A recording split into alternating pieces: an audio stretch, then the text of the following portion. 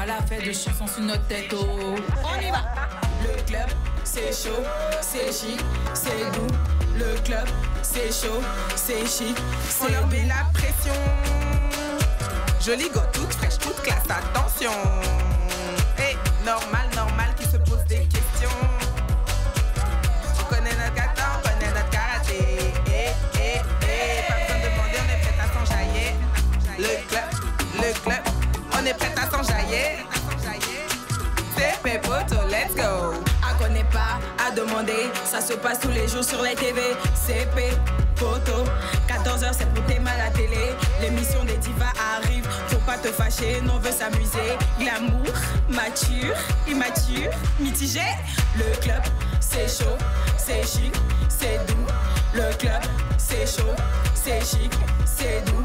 Le club, c'est chaud, c'est chic, c'est doux.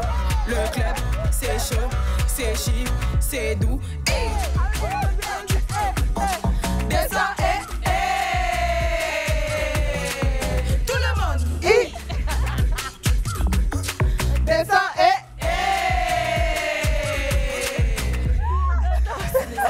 Ouais. Anthony a vu toute la petite énergie. Anthony, là, t'es une chauffeuse de salle. On est le jeudi quand même. On va pas rentrer comme ça en douce. Passons à autre chose. Allons-y direct. Là, pour le coup, ça se voit qu'il y a une bonne ambiance. Oui, ça vous allez c'est bien. senti. Niki, j'ai beaucoup aimé ton petit jeu de foulard. Oui, comme ça. ce foulard-là, c'est un présage pour vous dire que des choses vont se passer tout à l'heure. Tout à l'heure. On a hâte de voir les choses. On a hâte. Alors, aujourd'hui, donc, vous le savez, hein, c'est jour de communauté. Et puis, on va y aller rapidement, directement. On commence avec toi, Niki. Attendez, tu as tous les affairages du monde mondial avec toi. j'ai tous les affairages du monde mondial. Mais laissez-moi 2 minutes reprendre mon souffle et vous saluer depuis votre position. Voilà. Je vous salue. Pleine de grâce. Salut, pleine de grâce. Oui, salut. Que le club soit avec vous. Oui. Salut à qui exactement? Aujourd'hui, il n'y a pas. Aujourd'hui, je tiens à saluer mes crushs d'amour. Ce sont mes fans, franchement. Ces fans-là qui me portent tous les jours. C'est aussi, je vous ai abandonné un peu, mais vous allez savoir pourquoi dans peu de temps. Je vous adore, je vous aime. Voilà. Vous voulez saluer vos fans aussi? Non, salut tes fans. Non, tes fans sont salués. Toi, tes fans. Oui, donc saluez mes crushs.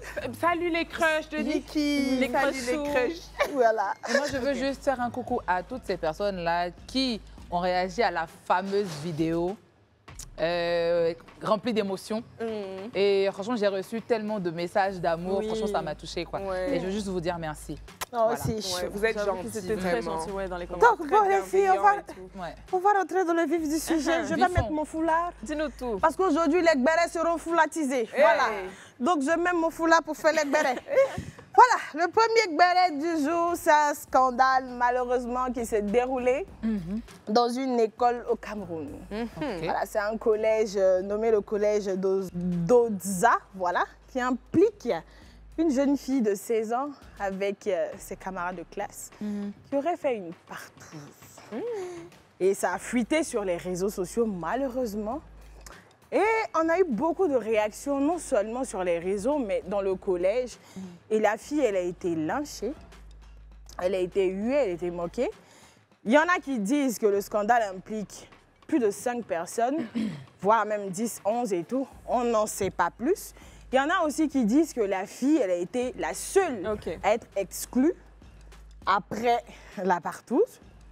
Il y en a d'autres aussi qui disent que tout le monde a été exclu. Mais ce qui en est, c'est qu'il y a 2 points clés que moi j'ai relevés dans ce scandale. Mais on va regarder une vidéo et puis on va revenir débriefer sur le plateau. Scandale au collège adventiste d'Odza. Une affaire plus grave qu'annoncée, l'affaire qui secoue le collège adventiste d'Odza vient de prendre une nouvelle tournure. Alors que les premières rumeurs faisaient état d'une fille et 5 garçons impliqués dans une partouze, l'administration de l'établissement a brisé le silence à travers un communiqué officiel. Et la vérité est encore plus choquante, 11 élèves au total concernés. Contrairement aux premières informations relayées sur les réseaux sociaux, ce ne sont pas 6, mais bien 11 élèves qui ont été identifiés dans cette affaire aux allures de scandale. Face à cette situation, la direction du collège adventiste d'Otza n'a pas hésité à prendre une décision radicale, l'exclusion définitive de tous les élèves impliqués. Mais alors, que s'est-il réellement passé? Comment un tel événement a-t-il pu se produire au sein d'un établissement réputé pour sa rigueur et ses valeurs? Qui sont ces élèves et comment ont-ils été découverts? Les parents, quant à eux, sont sous le choc. Beaucoup s'interrogent sur la responsabilité des encadreurs et sur les mesures qui seront prises pour éviter qu'un tel scandale ne se reproduise. Le communiqué officiel, publié par l'administration, apporte des précisions sur cette affaire qui continue de faire grand bruit. Retrouvez-le en commentaire. Que pensez-vous de cette sanction? Trop sévère ou justifiée? Bon, bah voilà, hein, les filles, je vous disais que j'avais relevé 2 points avant qu'on ne parte pour la vidéo et tout. Mon premier point, c'est celui de sensibiliser la jeunesse aujourd'hui, parce que je ne vais pas m'attarder que sur la jeune fille, voilà, comme certains l'ont fait sur les réseaux. C'est sensibiliser la jeunesse sur les dangers du fait d'exposer sa sexualité comme ça, surtout en tenue de l'école, surtout quand on est sur les bancs de l'école et tout. Et le second point, vous m'en direz aussi, après que vous ayez entendu l'histoire, c'est aussi de sensibiliser les gens sur les réseaux sociaux. Moi, je me dis, en tant que personne, si plusieurs personnes font des bêtises, qu'il y a des sexes différents, on ne va pas acculer une seule personne et laisser les autres comme s'ils n'ont rien fait. Voilà, parce que j'ai vu plusieurs réactions, plusieurs vidéos sur Internet où on disait à la fille, mais tu seras une future mère, tu as gâché ta vie et tout. Mais on ne disait rien aux autres personnes. Donc, je ne sais pas pour vous ce que vous en pensez, mais ce sont les 2 points clés que j'ai relevés. Demandez aux filles de faire très attention, surtout aux jeunes, et surtout demander aux gens d'être impartials quand il y a ce genre de problème-là sur les réseaux. Moi, déjà, en tant que parent, surtout parent d'adolescentes, je dirais c'est une occasion supplémentaire pour nous, en tant que parents, de pouvoir lever le tabou sur la question de la sexualité et leur dire que ce ne sont pas des choses à faire, ce n'est pas de leur âge. Parce qu'il faut comprendre que l'âge de l'adolescence, c'est un âge qui est déjà compliqué pour le jeune, d'accord? Il se cherche à tous égards, dans sa personnalité, dans sa sexualité et tout ça. Donc, il faudrait qu'on accompagne mieux nos enfants et surtout nos adolescents. Parce qu'aujourd'hui, quand une jeune fille se retrouve à avoir ce type de comportement déviant avec 10 garçons, ça veut dire peut-être que ce n'est pas sa première fois, ça veut dire qu'elle est peut-être déjà très familière à la question, à ce type de questions. Donc, accompagnons nos jeunes et surtout, qu'on n'en fasse pas un tabou, parce qu'ils vont aller se renseigner ailleurs, ils vont aller expérimenter ces choses-là ailleurs. Dans tous les cas, ils vont le faire, mais vaut mieux qu'ils sachent à quoi ils s'exposent et leur dire, si tu fais ça dans ce cadre-là, voici les risques. Et dans tous les cas, ce n'est pas nécessaire de le faire. Et dire non, ça ne veut pas dire être un loser. Tu peux être un leader, tu vois. C'est ça aussi, se démarquer de son groupe. Mais malheureusement, on assiste à pas mal, et ça c'est un énième cas, on assiste à pas mal de scandales du genre et on dit à nos jeunes, ce n'est pas nécessaire en tout cas de s'adonner à tout ça parce qu'il y a des risques demain. Les actes que vous posez aujourd'hui vont vous rattraper demain. Et aujourd'hui, il y a les risques, il y a des maladies sexuellement transmissibles, il y a énormément de choses que vous pouvez être mené à dealer qui vont être beaucoup plus graves que ça. Moi, ce qui me fait vraiment peur même, c'est que personne ne parle même de notion de consentement parce que peut-être que la fille ne voulait pas faire ça. Enfin, je ne sais pas. Quand j'aurais appris qu'ils étaient sous l'emprise de stupéfiants. Au-delà de ça, pour qu'une fille seule aille dans un endroit où il y a 10 garçons, 11 garçons, franchement, il faut le faire. Donc, vraiment, moi, ma crainte, c'est qu'elle y ait été forcée. Voilà, tu es dans un environnement où voilà, tu es seule. C'est vrai que bon, peut-être qu'on ne l'a pas portée pour l'emmener là-bas, mais peut-être que psychologiquement, ils avaient déjà une pression sur elle, je ne sais pas. Mais en tout cas, comme tu le disais au début de ton propos, le but, ce n'est pas de pointer du doigt qui que ce soit, ce n'est pas de juger, c'est plutôt de sensibiliser, de demander à nos jeunes d'arrêter ce genre de pratique. Si jamais il y a eu pression, c'est que justement, il faut essayer de comprendre comment est-ce que ces jeunes-là se retrouvent dans un lieu pour faire ce genre de choses. Et plutôt que de juste dire, ah, regardez, les jeunes, ce sont des... Voilà. C'est pas juste qu'ils sont... C'est qu'il y a un problème même d'interaction entre eux, il y a un problème de mouvement, je sais pas, c'est très grave. Mais en plus de la notion de consentement, tu as relevé un point important, je pense que c'est toi, Niki, tu as parlé de l'usage de produits stupéfiants. Bah oui, en fait, pour pouvoir, bon, on va dire peut-être des pratiques d'adultes, mais à cet âge-là, avoir le courage de partir avec 10 garçons en même temps, vraiment, je ne suis pas sûre déjà qu'elle ait voulu et qu'elle l'ait fait peut-être en étant totalement consciente. Et dans tous les cas, les enfants, en plus de s'adonner à ce type de pratique-là, ils sont très familiers à la drogue. Et ça, vraiment, je pense qu'il faut qu'il y ait de plus en plus de campagnes de sensibilisation également sur les dangers de la drogue. Parce que tu n'es pas conscient. Ils veulent essayer des choses. Ils vont louer des résidences. Donc aujourd'hui, finalement, est-ce qu'on doit contrôler, on doit plus contrôler les accès à ces résidences meublées-là? Bon, eux, c'était à l'école parce qu'il n'y a pas les moyens. Parce que je voulais quand même revenir sur ton point. Tu disais tout à l'heure qu'il faut savoir dire non. On le sait, hein, quand on est jeune, adolescent et tout, on a des propositions des fois, comme par exemple la drogue, l'alcool. Et en fait, quand tu dis non, tes amis ont tendance à te juger, à dire ah non, elle est traitée de gawa. Oui, elle, c'est franchement laissez-la et tout ça. En fait, il ne faut pas que ça ne soyez pas intimidés par certaines personnes. Moi, je ne sais pas pour vous, hein, mais pour la sanction, par exemple, est-ce que l'exclusion, c'était la solution pour vous? Bon, moi je dirais qu'il fallait quand même marquer le coup par rapport à cet acte qui est posé, ne pas imposer, en tout cas apposer une sanction, ce serait dire aux autres que vous pouvez le faire en toute impunité. C'est ça, d'accord. Mais je pense que de l'école. Voilà, on ne peut pas rester uniquement sur la sanction parce que c'est un comportement déviant auquel ils sont familiers. D'accord. Mais ça, c'est les parents qui doivent prendre ce relais. Non, que ce soit... Alors, les responsabilités, de mon point de vue, sont partagées. Elles sont partagées. Pourquoi? Nos enfants passent beaucoup plus de temps à l'école qu'à la maison. On a notre rôle à faire, mais je pense que c'est aussi l'occasion pour les écoles. C'est vrai, aujourd'hui, en tant qu'adulte, on voit beaucoup de trucs en développement personnel, s'accepter, se chercher, se trouver et tout. Je pense qu'on doit commencer un peu plus tôt parce que nos enfants sont trop en train de se chercher, de trouver qui ils sont, mais ils n'ont pas d'encadrement. Et je pense qu'au niveau de l'école, et nous aussi en tant que parents, on devrait pouvoir... instituer en tout cas ce type d'accompagnement à nos enfants pour ne pas justement qu'ils se disent que pour qu'on m'accepte, je dois faire des choses qui sont complètement contraires aux valeurs que mes parents m'ont inculquées. Mais maintenant qu'elle a été exclue, je veux dire, de toute façon, l'école ne va plus mettre sa bouche dans son affaire. Donc maintenant, c'est la suite de C'est le relais, les parents. Voilà. C'est cette jeune fille qui se retrouve dans une situation pareille, qui a été exclue, qui sûrement a été jugée et par ses camarades, et même par sa famille. Et par les gens sur les réseaux, parce que c'était mon deuxième point. Aujourd'hui, elle a plus que jamais besoin de ses parents. C'est ça. Tu vois, le but, c'est pas que les parents la jettent en pâture, que les parents l'abandonnent. C'est justement de pouvoir récupérer votre fille et d'en faire quelque chose. Enfin, voilà. Ouais.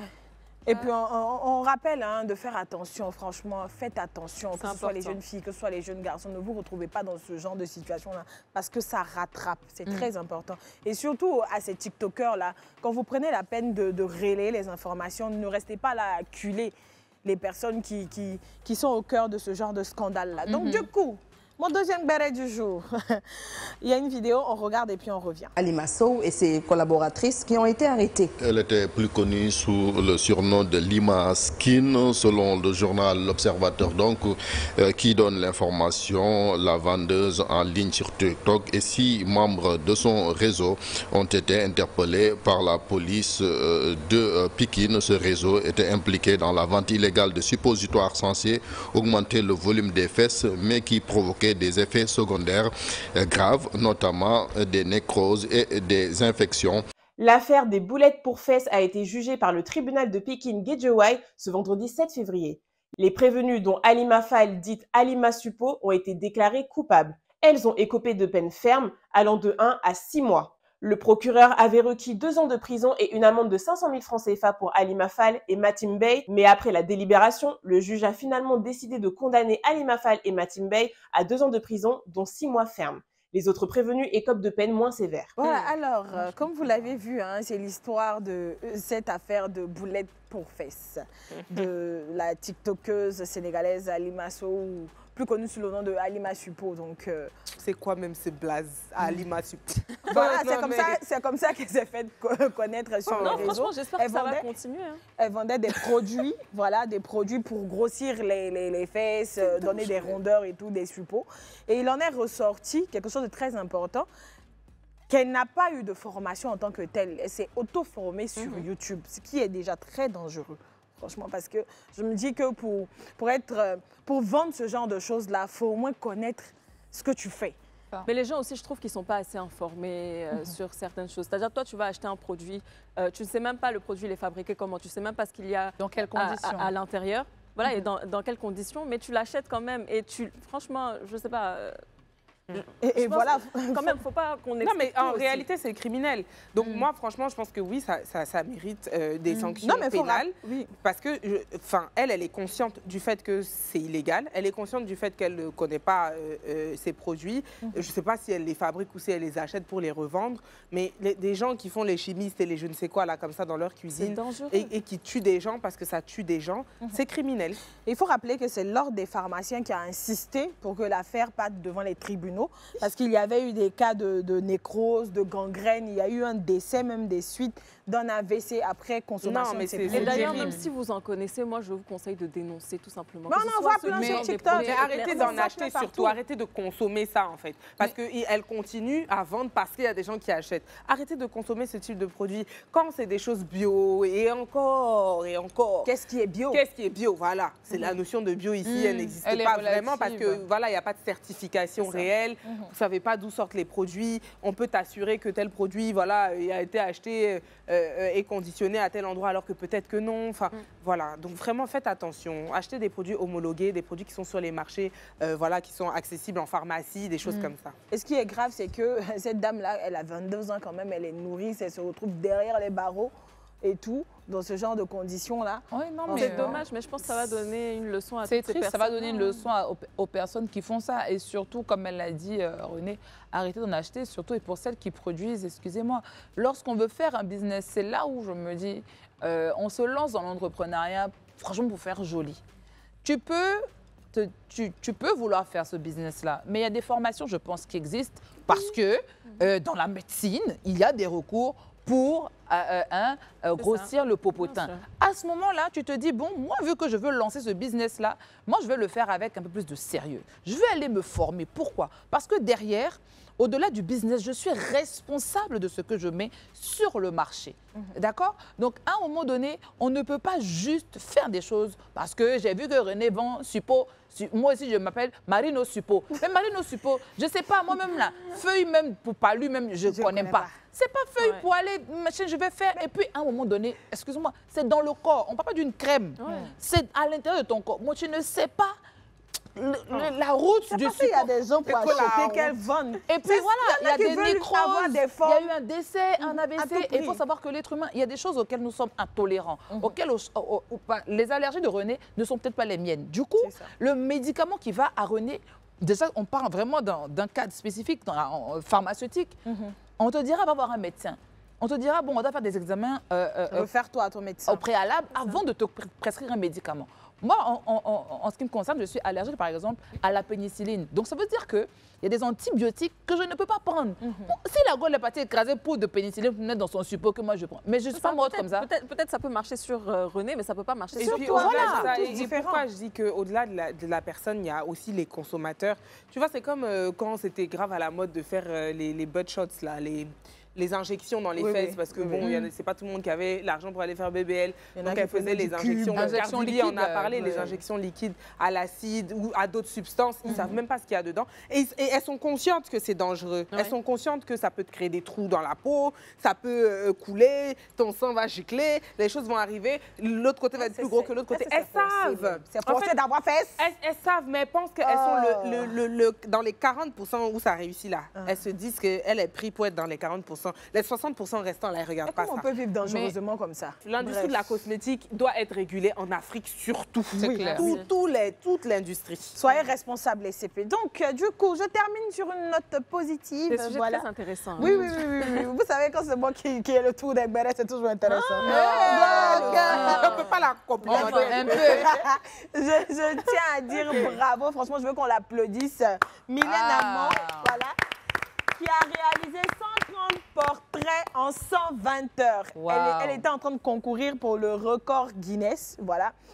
Et elle a réalisé cet exploit. Il faut rappeler que ces portraits-là sont des portraits de figures emblématiques de la Côte d'Ivoire qu'elle a réalisés en 5 jours. Et le record précédent était détenu par un Nigérien. Il avait fait 100 portraits. Voilà. Oh, waouh!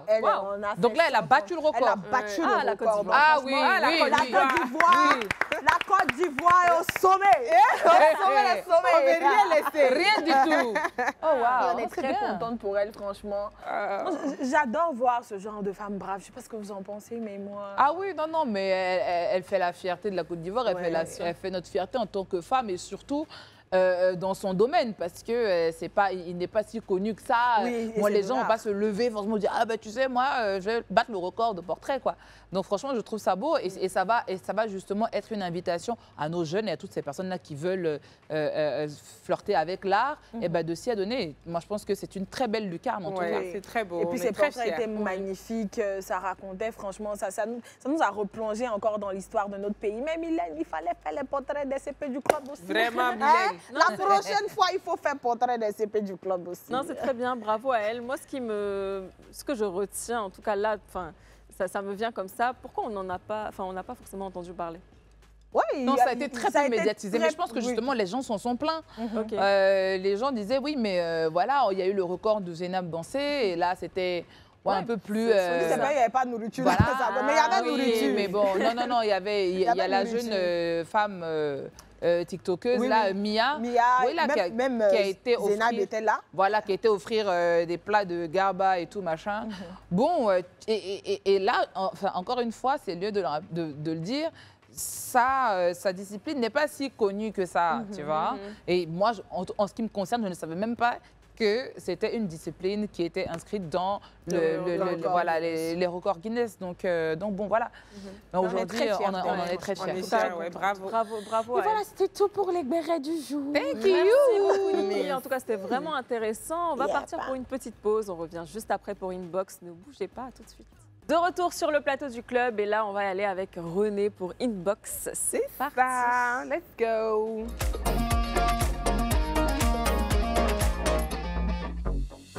Alors aujourd'hui, les filles, dans Inbox, le premier message, ce sera un audio. On va l'écouter tout de suite. Bonjour les CP. Moi, je suis Djomazi Aminata. Je réside à Daloa. Je suis votre émission tous les jours à partir de 14h. Non, les CP, vous êtes les meilleurs. Oui. Surtout. Et maman Mariam. Ah oui. Maman ne blague jamais, non. Marino, ça va, j'espère. Je vous salue tout. Gros bisous à vous tous et bonne continuation. Bisous, ma chérie. C'était gros bisous, t'es trop chou. Bisous. On a senti l'émotion dans son Merci, c'est très gentil. On salue tout le monde. C'est parti pour le deuxième message. Salut les CP du club, j'espère que vous allez bien. Je suis une fan de cette émission. Je vous adore toutes. Marino, j'ai l'impression que quand tu prends la parole, tu n'as plus envie de t'arrêter. Ça m'énerve et en même temps, ça me plaît. Elle est mitigée comme nous. Je ne comprends pas. Anto, waouh, tu es très belle. Niki, je t'adore. Tu as confiance en toi et tu t'assumes. Tu es adorable. Bisous à toi. Le meilleur pour la fin, René, la boule d'énergie très éclatante, toujours en joie. J'aime la manière dont tu t'exprimes. Je vous aime et au passage, je salue le styliste Guy Serge qui vous rend toujours belle. Vive Live TV pour que vive le club. Merci ma CP. Merci pour ta mitigence aussi. Tu vas chercher, peut-être c'est le styliste lui-même qui a écrit. Merci pour ton coucou. C'est trop mignon, merci pour Guy Serge. Vous êtes adorable. Alors, ensuite, salut les CP du club. Je vous souhaite une agréable journée. Ma très chère Antonella, nous qui te suivons depuis le début, mais quelle évolution. Dans votre émission de shopping et le club, cette Antonella qui se retenait sur certains sujets, celle-là même qui ne disait presque rien sur sa personne. Franchement, tu peux être fière de toi. La date, la dot de ma fille sera les larmes d'Anto. C'est quoi tout ça là? Ne pleure pas des René. Tu fais ta découverte sur New Life. J'ai fait ta découverte sur New Life et te retrouver sur le club. Franchement, c'est un plaisir pour nous. Joue le rôle que Dieu t'a octroyé et non celui que la société veut que tu joues. ceux qui disent que tu veux forcer les autres à adhérer à tes opinions, peut-être qu'on ne regarde pas la même émission. Parfois même, en donnant ton opinion, on te dit « tais-toi, Niki ». Notre apouchou sucré-salé, je suis mitigée par ta beauté, mitigée par tes prises de parole, mitigée par ta détermination et surtout mitigée par ta capacité rapide d'apprentissage. Oh, merci. Marie-Noël, notre nouvelle CP, mais quelle sagesse, celle-là même à qui cette capacité de résumer les dires des invités accompagnée d'un conseil. La grande sœur mature immature. Vraiment, merci beaucoup CP. Elle nous connaît, hein. Elle nous connaît. Son message est, complet. Très beau. Hein, oui. C'est très beau. Ouais, elle nous connaît. J'adore le fait que tu sois mitigée, CP. Tu seras encore plus mitigée. Et ça se voit vraiment que c'est une CP de longue date. Une CP de longue date. Oui. Ça fait plaisir. Merci beaucoup. On a un autre message. Salut les CP du club, j'espère que vous allez bien. La belle Antonella, je te suis depuis le live shop et tu as beaucoup de progrès. Tu es moins timide qu'avant et aussi depuis la première saison du club. Mais depuis l'arrivée de René, je te trouve plus ouverte. On dirait que tu es fan de gamme de René. Hein? C'est ça, CP qui est là. Ma chère, on vous a pas parlé du gloss de 50 €. Bon. Elle dit, ma chère, c'est pas toi seul. Moi-même, je suis trop fan d'elle. Elle a une belle énergie. CP Niki, ton sourire me casse trop. Marino, j'avais pas encore vu son côté mature, immature. J'ai vu maintenant. Elle est trop cool. En tout cas, belle ambiance sur le plateau. Je vous aime trop. Bisous. Merci ma CP. Elle m'aime trop. Elle ne sait pas comment elle va faire. Si c'est René seulement. Là, me menaçait ici. Niki, tu sais, maintenant là, c'est ça, CP qui est René. Franchement, je trouve moi aussi, une belle je suis équipe et puis il y a une bonne énergie sur le plateau. Donc franchement, c'est ce qui ressort tout simplement. Ça. On est content de lire vos messages parce que ça montre que ce que nous on ressent ici, vous le ressentez aussi là-bas. Vraiment, merci à vous. Est-ce que c'est tout pour Inbox? Super, c'est tout pour Inbox. Marino, tu nous réserves quelque chose de très croustillant. Qu'est-ce que c'est? Oui, je vous... Ouais, je me blesse. Doucement. Je me blesse. C'est ta blesse. Je me blesse. C'est Mathieu là qu'elle a.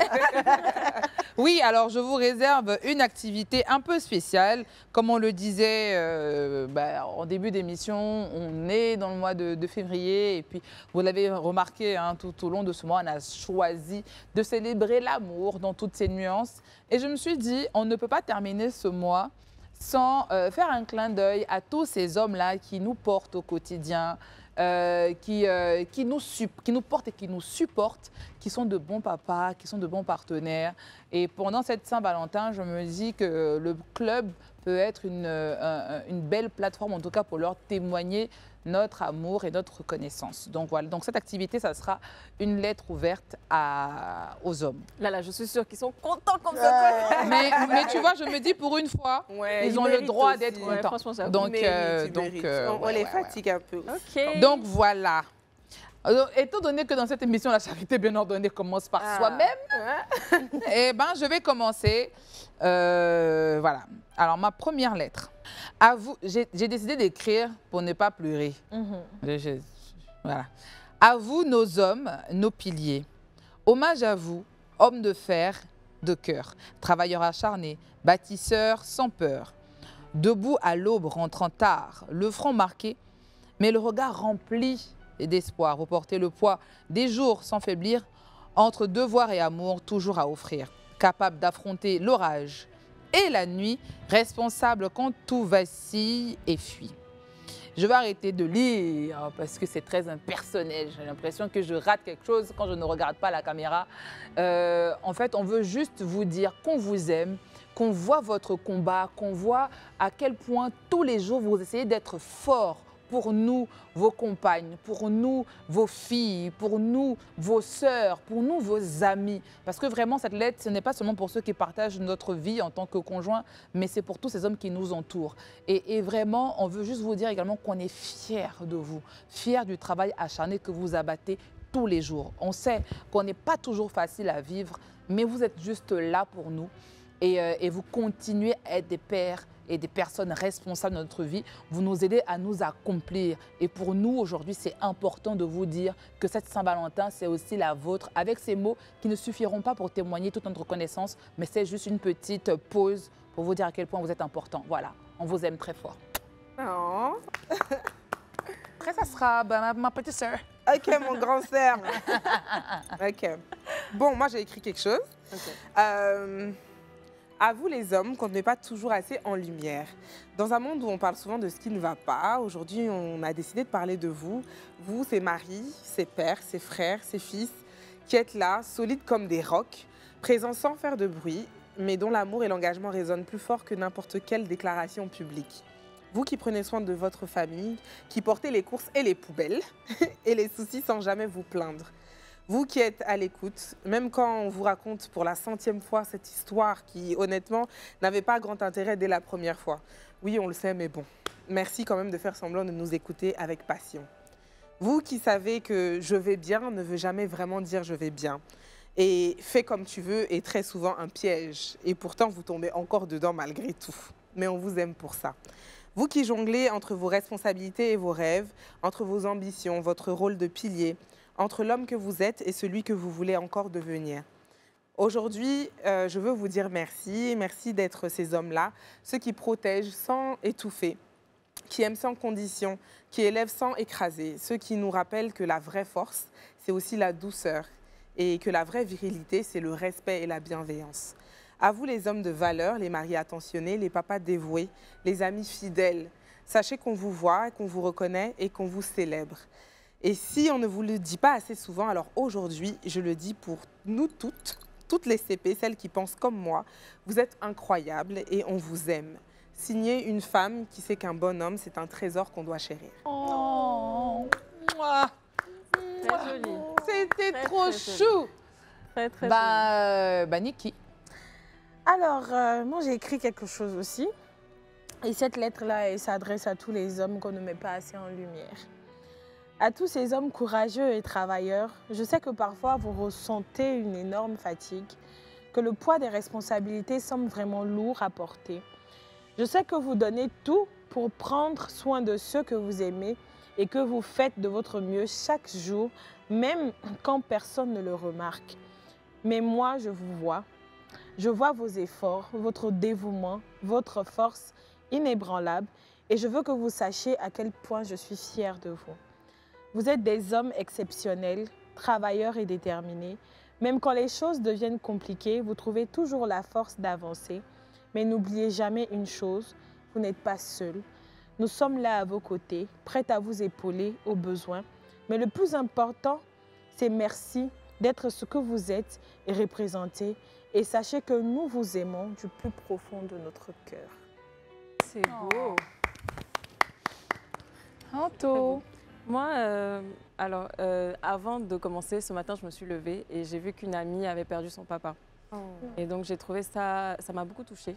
Et elle m'a dit en fait qu'il y a tellement de choses qu'elle aurait aimé lui dire et malheureusement, elle ne lui a pas dit. Donc, déjà, une petite pensée à lui. Et donc, j'aimerais m'adresser à tous ces hommes-là. Aujourd'hui, je veux prendre un petit instant donc, pour vous remercier. Non pas pour ce que la société attend de vous, ni pour les rôles qu'on vous impose, mais pour ce que vous êtes, dans votre force et votre fragilité, vos silences et vos engagements. Merci à ceux qui aiment sans peur, qui osent montrer leur tendresse et leur vulnérabilité, prouvant que la sensibilité n'est pas une faiblesse, mais une richesse. Merci à ceux qui protègent sans dominer, qui soutiennent sans écraser, qui avancent avec respect et égalité. Merci à ceux qui élèvent des enfants avec douceur, qui inspirent par leur sagesse, qui construisent un monde où chacun peut être soi, sans jugement ni violence. Merci à ceux qui écoutent, qui apprennent, qui évoluent, à ceux qui osent se remettre en question, qui défient les stéréotypes pour être simplement des êtres humains, libres d'aimer, de pleurer et de rêver. À vous tous, merci d'exister, d'être frères, fils, amis, pères, des partenaires. Merci de faire partie de ce monde et de contribuer à votre manière à le rendre encore plus beau. Merci à vous. Oh. Merci nos potos, on vous aime. On vous adore. Vraiment, moi, vous êtes les meilleurs. On a fait des activités sur ce plateau et je pense que c'est l'une des plus belles parce qu'on ne s'arrête pas souvent pour leur dire combien est-ce qu'on voit leurs efforts et on ne se rend pas compte de combien eux aussi, ils ont besoin d'être célébrés. Et pour continuer à être forts dehors, il faudrait qu'ils se sentent forts chez eux. Et c'est dans les yeux de leurs partenaires qu'ils puissent cette force-là. Et je trouvais tellement important voilà, de faire cette activité-là rien que pour eux. Voilà. Ils seront tellement contents. Non, mais c'est bien. Voilà, C'est trop beau. merci beaucoup, hein, Marino, pour cette petite activité. Ça fait du bien. Ça fait du bien de faire des petites déclarations comme ça de temps en temps. Bah écoutez, on va passer à autre chose. Hein. C'était trop calme là. Ouais, on va passer à vos problèmes. Là, j'ai une liste énorme de vos problèmes. Tout ça, ce sont vos problèmes. Tout ça. J'ai donné la fiche à René. Je lui ai dit, bon voilà, elle me dit, mais pourquoi tu me donnes une dissertation? C'est quoi? Ces problèmes sont beaucoup. Hein. Allez, on va continuer. On va lancer un audio. D'ailleurs, c'est le premier, donc la première histoire. C'est parti, on écoute. Bonsoir le club. J'espère que vous allez toutes bien en partant de Tata Mariano, Tata Niki, Tata Antonella et puis ma préférée, Tata Mariam. Alors je vais essayer d'être brève et j'espère que vous allez voir mon message et m'écouter. Alors je suis une jeune fille de 26 ans. Je suis de religion musulmane, ma mère aussi. Et ma mère très croyante a un imam à qui elle soumet tout ce qui se passe. Que ce soit les problèmes, que ce soit les rêves, les actes un peu gauches, tout, elle soumet tout. Et ce dernier a toujours une interprétation, que ce soit des rêves, que ce soit des problèmes, tout.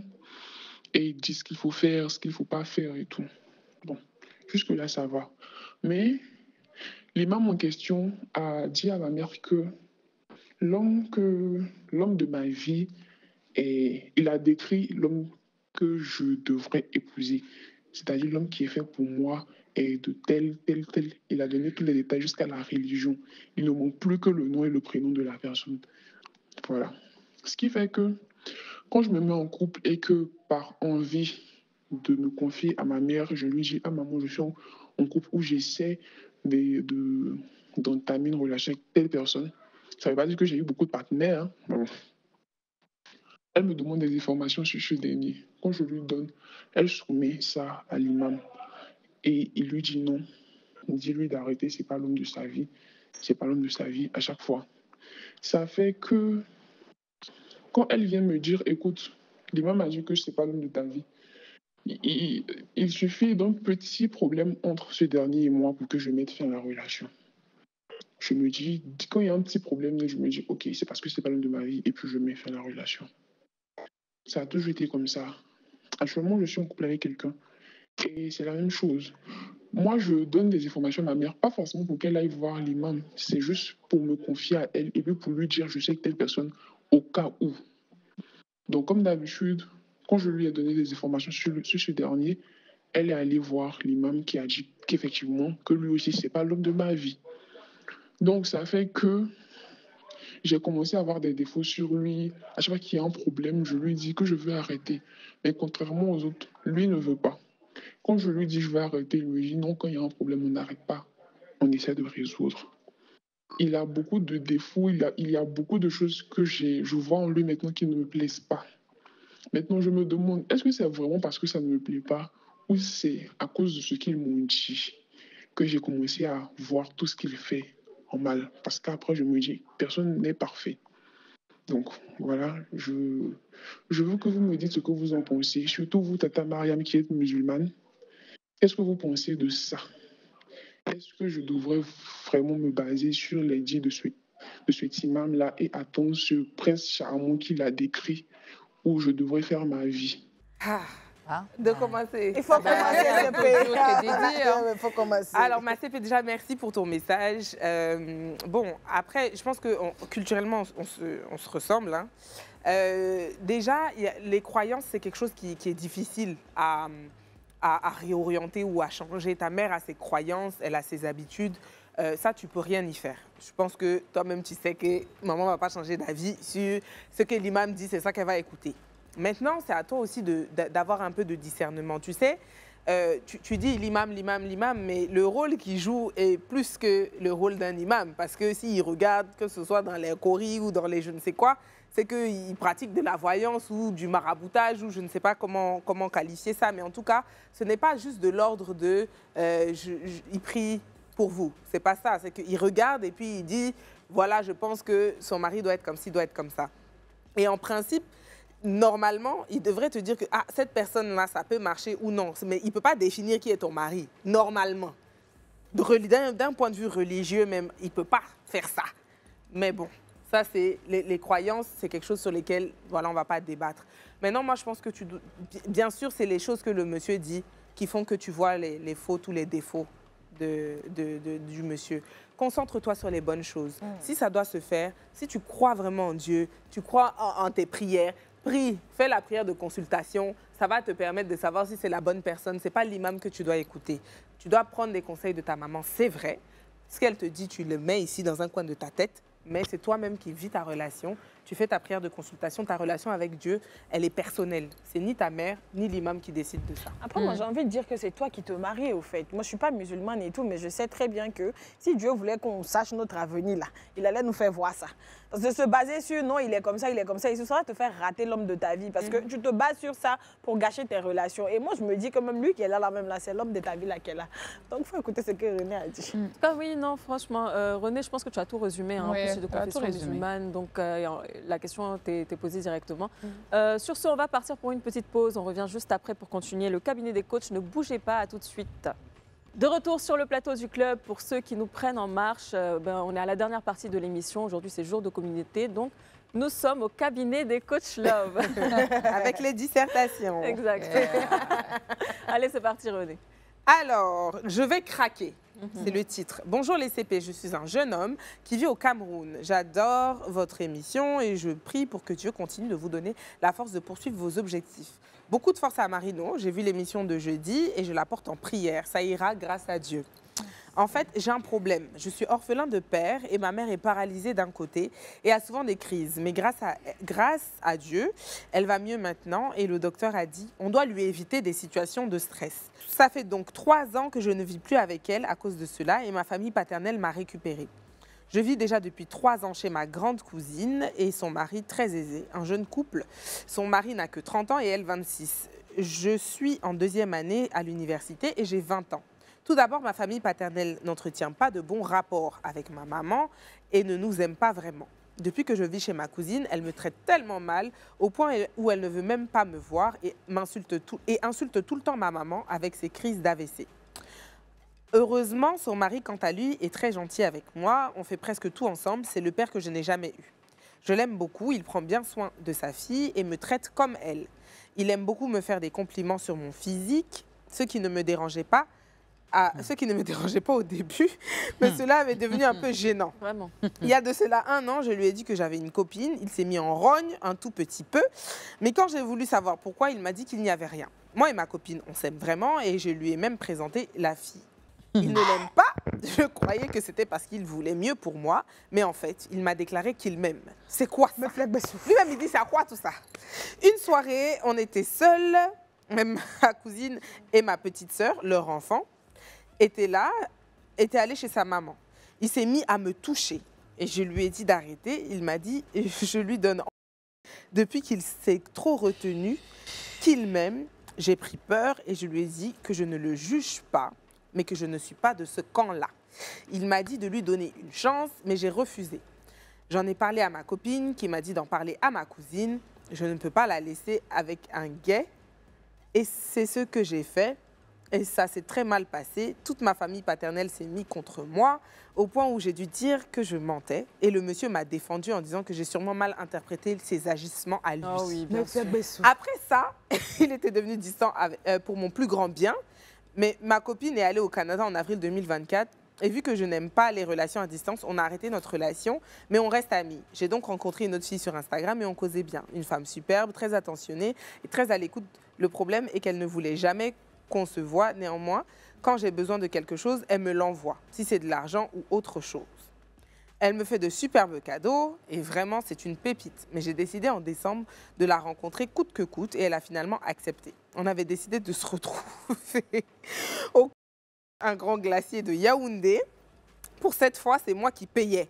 Arrivée là, je l'appelle, elle ne décroche pas. Elle m'écrit et m'indique où elle est, assise. J'arrive alors à sa table et devinez quoi? Je vois le mari de ma cousine. J'étais choquée. Il m'a dit que je... Attendez. Il m'a dit de m'asseoir et m'a montré toutes nos conversations. En fait, c'était lui qui m'écrivait depuis déjà 8 mois. Je suis partie direct. Il me dit qu'il m'aime il veut que je lui laisse une chance. J'aime la personnalité de la personne avec qui je parlais au téléphone. Je suis dépassée de la situation et depuis que je le regarde, j'ai l'impression de ressentir quelque chose. C'est quoi comme ça? J'ai envie d'en parler à la famille, mais j'ai peur. Et je ne peux pas parler de ça à ma mère vu la situation. Il continue de me demander d'être avec lui. Je suis dépassée. S'il vous plaît, les CP, dites-moi quoi faire. Je vous prends comme des grandes sœurs. Mais si j'attends votre réponse avec impatience, ce jeudi, je suis fatiguée. Moi-même, je suis fatiguée de l'histoire. Quand vous envoyez vos histoires là, mais vraiment... Antonella. Non, c'est lourd. Non, c'est très, très lourd. Non, c'est très lourd. Bon, mais il a commis 2 erreurs, moi, je me dis. Il a commis 2 erreurs. Déjà, le fait de régresser de sa position quand il avait dit à toute la famille ce qui se passait. Personne ne va te prendre au sérieux encore parce que tu es déjà venu dire que tu mentais. Donc là, la personne va te prendre au sérieux. Et dans ça, là, tu as commencé à développer des sentiments pour le gars. Bon, c'est vrai que c'est lui qui t'a poussé à ça. C'était pas lui vraiment, c'était pas le gars. Mais c'était la go. Mais tu l'as vu et puis tu dis que maintenant que tu es fin. Bon, là, on n'a qu'à te dire quoi. Oui, il faut tu prier. Vois, si ça s'est arrêté à l'histoire, ils se sont vus et puis bon, et puis c'est fini. Là. Mais quand tu dis que tu commences à avoir des sentiments pour lui, mais en fait, il avait déjà savoir ce que tu... Enfin, ça s'explique. Non, mais attends, plus sérieusement. C'est-à-dire, il y a eu, au début, quand le monsieur lui a dit qu'il l'intéressait, il a dit non, il a été dire à la famille. Sous la pression, je peux comprendre qu'il se rétracte parce qu'à un moment, je lui ai dit, ma mère est malade, mon père est décédé, voilà. Donc, plus, ok, il vit chez eux, on peut comprendre. On se rend compte que le monsieur a usé de stratagèmes et de subterfuges, en tout cas, pour se rapprocher du gars. Donc, il se fait passer pour une fille. Donc, lui, dans sa tête, il parle à une jeune femme. Donc, à une fille de son âge, il s'attache à elle. Tu vas se dire, c'est normal. Donc, jusque-là. Non, mais c'est normal qu'il ait des sentiments pour la fille à qui il mais parle. même quand il revoit la personne, est-ce qu'on est d'accord que les sentiments ne disparaissent pas du jour au lendemain? Ce qu'il dit, c'est qu'aujourd'hui, on l'a vu dans les cas de fiches et tout ça là, tu t'attaches à une personne avec qui tu parles pendant 2 ans que tu n'as jamais vu. Et quand tu vois la personne, tu peux être déçu, mais il y a des sentiments que tu as nourris qui sont là. Moi, je pense, maintenant, pour chuter, écoute, prends tes distances parce que dans tous les cas, ta famille ne te soutiendra pas. Tu ne peux pas revenir leur dire que voici ce que le gars a fait parce que de toute évidence, comme ce qui s'est passé la première fois, on t'a traité de menteur. Tu ne peux pas assumer ça parce que ce n'est pas ton orientation sexuelle, c'est un fait. Autrement, il se serait mis avec le gars. Bon, aujourd'hui, je ne sais pas c'est quoi sa situation, mais il n'a qu'à faire tout. Soit il repart chez sa maman, même si c'est dans la galère, je préfère ça parce qu'un jour, le monsieur là, voilà, le monsieur là, qui peut faire 8 mois de relation à distance avec lui, excuse-moi, c'est un psychopathe. Ouais. Et de toute évidence, il ne veut pas que son secret soit découvert. Il est prêt à quoi pour garder son secret? Il ne faut pas qu'il s'en prenne à lui. Tu comprends ce que je veux dire? Et en plus, c'est le mari de ta cousine. Voilà, donc moi je me dis, pars chez ta maman, même si c'est chaud là-bas, c'est la galère, mais au moins tu es tranquille. Sinon, un matin, tu vas te faire retourner comme une petite crêpe et là, tu ne pourras pas parler parce que tu es serré, tu es dans leur maison, tu ne peux pas dénoncer ton bourreau et on va malheureusement assister à un autre drame. Donc, le gars, soit il aura peur que tu le dénonces, il peut te faire du mal, soit il va te prendre sans ton consentement. Il y a plein de choses. Moi, je me demande, en fait, l'autre même attend quoi? Il attend une relation cachée? Oui, il attend, mais il a clairement dit. Non, mais c'est ça, en fait. Encore s'il n'était pas marié et que, voilà, il est gay et qu'il veut avoir une relation avec le gars, que le gars dit non, bon, voilà. Mais là, dans le cadre où tu es marié, en plus avec ma cousine, tu sais que je ne suis pas gay, je ne veux pas. Et c'est le fait même d'insister. Et t'insistes, tu crées, comme tu dis, c'est un psychopathe. Et aujourd'hui, malheureusement, les gens ne sont pas transparents sur ce qu'ils sont. Effectivement. Voilà. C'est ce qu'on déplore. Voilà, ils se marient avec des femmes alors que ce n'est pas forcément leur orientation sexuelle. C'est juste pour couvrir et pour faire bien dans la société. Bon, mais vraiment, c'est pas bien. J'ai une dernière histoire et c'est parti. Sauver une CP. Mes grandes sœurs, j'étais à un défilé de mode et un homme m'a vu dans la story du défilé en question, vu qu'on m'avait tagué. Cependant, il m'avait déjà vu à la soirée du défilé, mais moi non. Alors, il m'a DM et c'est ainsi qu'on a commencé à discuter. Quelques semaines après, il m'a invité chez lui. Je tiens à signifier qu'il a 25 ans et moi 27 ans. Et franchement, le feeling est bien 27? passé. Lui, il a 27. Elle a 27. Lui, il a 25.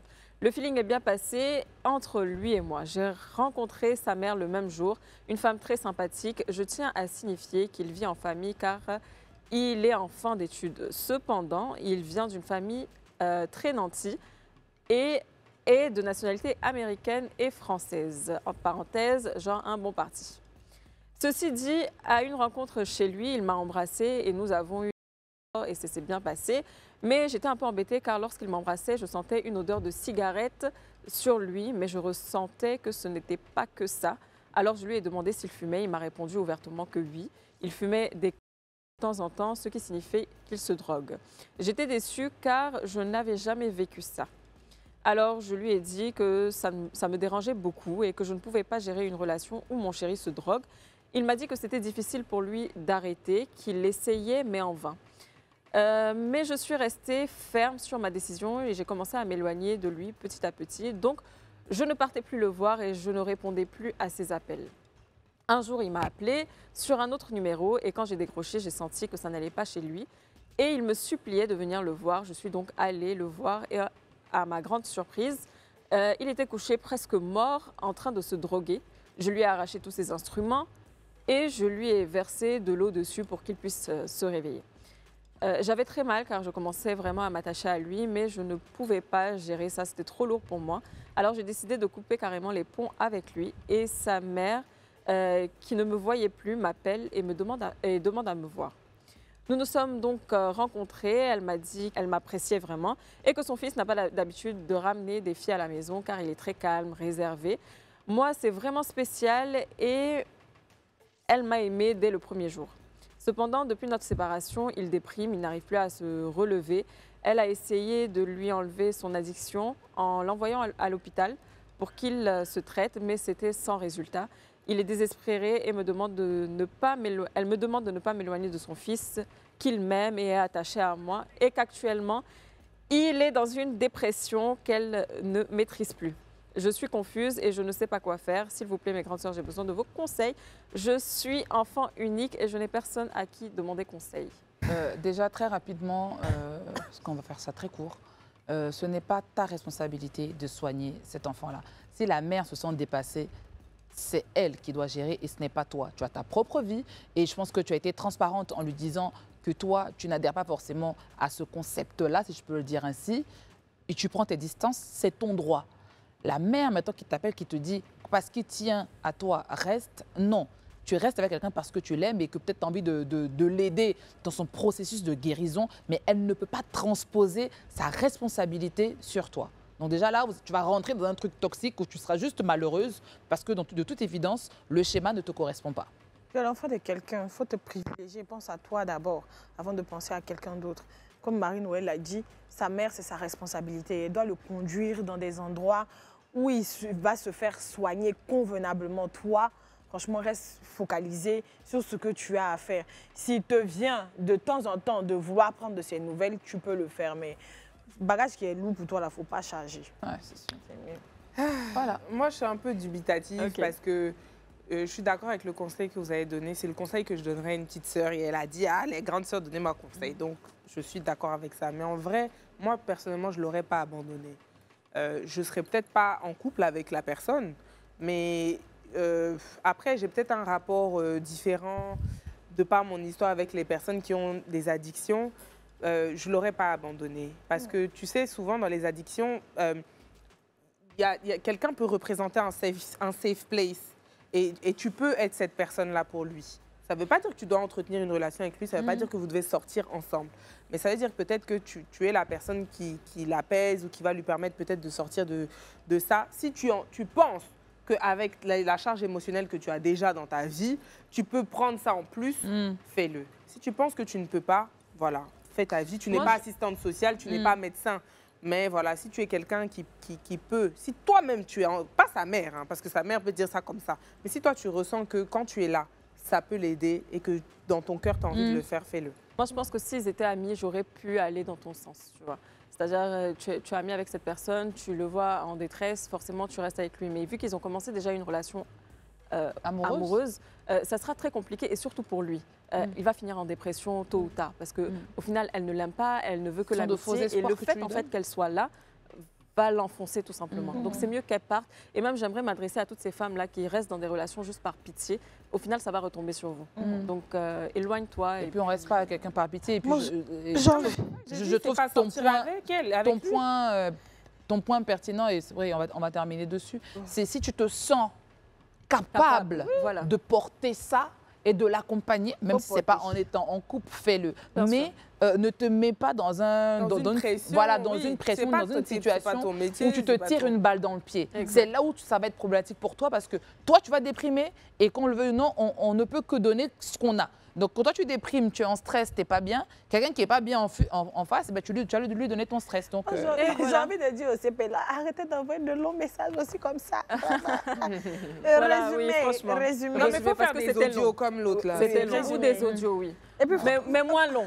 Voilà, moins long. Et puis franchement, j'ai envie de vous dire que vous ne me verrez pas à l'antenne pendant un moment, voilà, parce que finalement, j'ai demandé une petite pause parce que je ne me sens pas très bien. Voilà. Donc du coup, si vous ne me voyez pas là, arrêtez d'envoyer des messages. Vous allez me voir dans pas longtemps. Je vais juste me reposer parce que je suis très fatiguée. Ouais, c'est vrai que Nick n'est pas bien en ce moment. Voilà. Et puis voilà, on lui donne tout notre soutien. Oui, on est avec toi. Oui. Et on espère te revoir très Je serai là de retour très bientôt. Très bientôt. Voilà, ça sera tout pour nous aujourd'hui. On est à la fin de cette émission. Merci beaucoup les filles. Et à demain pour le best-of et à lundi pour un nouveau numéro. Bisous. Ciao, ciao.